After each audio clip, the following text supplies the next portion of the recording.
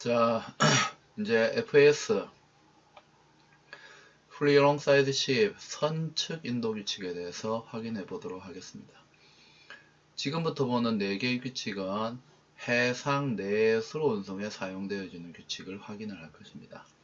이전에 7개 규칙은 Any Mode, 모든 형태의 운송수단, 복합 운송을 포함한 모든 형태의 운송수단에 사용되어지는 규칙을 확인을 했었죠.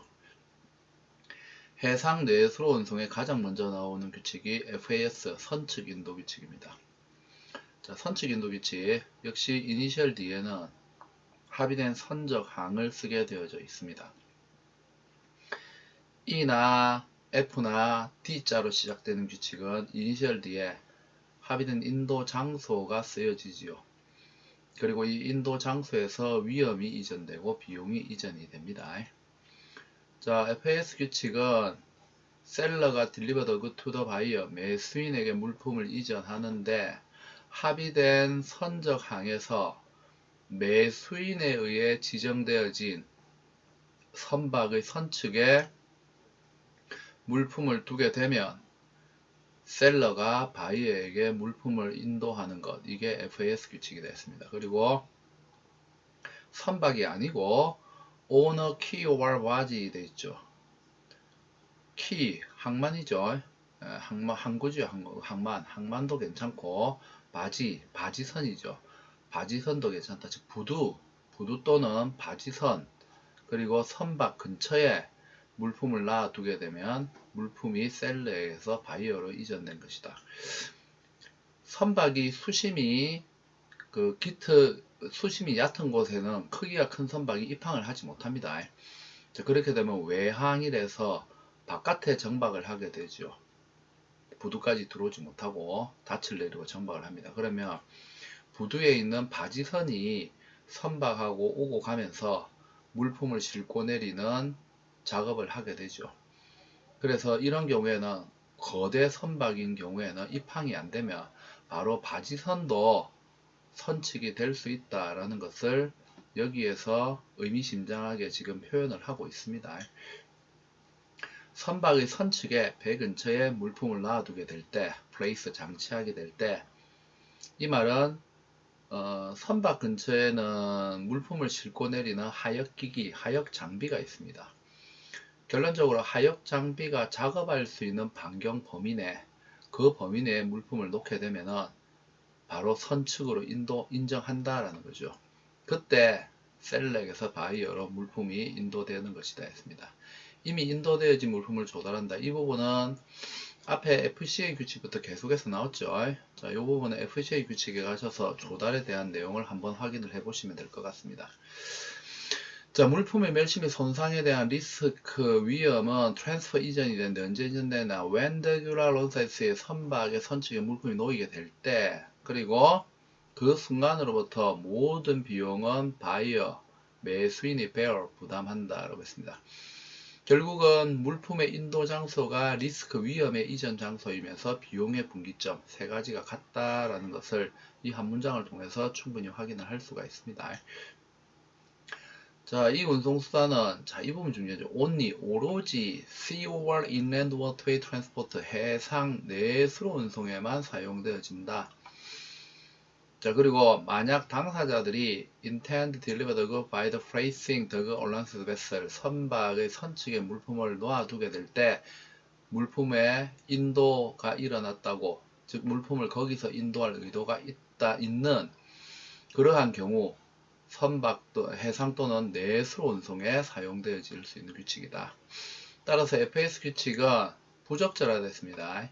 Where they could hand over the carrier, 운송인에게 물품이 인도되어지는 경우에는 부적절하다. 뭐 전에 선박의 선측 전에 운송인에게 물품을 핸드오버 넘겨주고자 할 의도가 있을 경우에는 부적절하다 했어요. 그 부분이 뭐냐면 예를 들면 Where could I hand over the carrier at container terminal?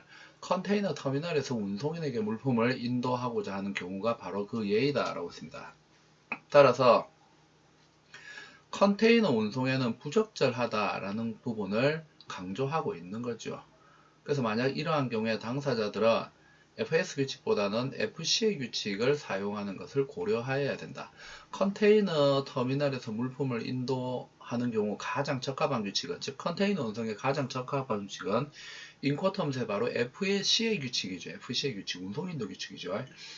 따라서 컨테이너 터미널에서 물품을 인도하고자 의도가 있을 경우에는 FCA 규칙이 컨테이너 운송에 가장 적절하니까 FCA 규칙을 사용하라고 했습니다. FS 규칙은 전통적으로 벌크 화물, 살물 거래에 가장 적절하게 그리고 실무적으로 오랫동안 사용하고 있는 규칙입니다. 처음부터 컨테이너 운송에는 맞지 않는 규칙이기 때문에 컨테이너로 화물 소송하고자 할 경우에는 컨테이너에 맞는 규칙이 있으니까 바로 FCA 규칙을 사용할 것을 인코텀즈 사용자를 위한 설명문에서 아주 정확하게 이야기를 하고 있죠. 자, 그리고 여기에서 중요한 게 바로 로딩 포인트입니다. 적재 지점, 정확하게 적재 지점을 구체화하기라고 했습니다.